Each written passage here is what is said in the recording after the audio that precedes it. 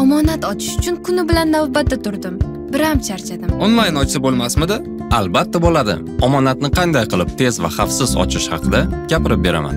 Avval turli bankning omonat shartlarini o'rganib chiqing. Foiz stavkalari, muddatlar va to'ldirish yoki qisman yechib olish imkoniyatiga e'tibor bering. Siz uchun optimal bo'lgan muddatda mablag'larni to'ldirish va yechib olish shartlari mos bo'lgan omonatni tanlang.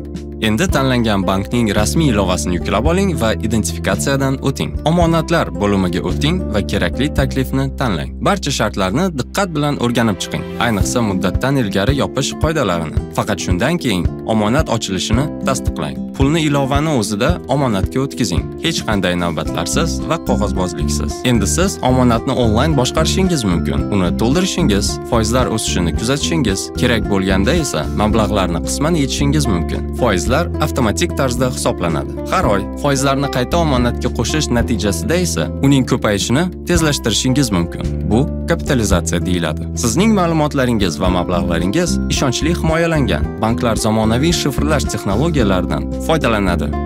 Juda zo'r-ku, maslahatingiz uchun rahmat. Hoziroq sinab ko'raman. Omonatlarni onlayn oching va jamg'armalaringizni samarali boshqaring. Yanada ko'proq ma'lumotni Finlit.uz manbalarida oling.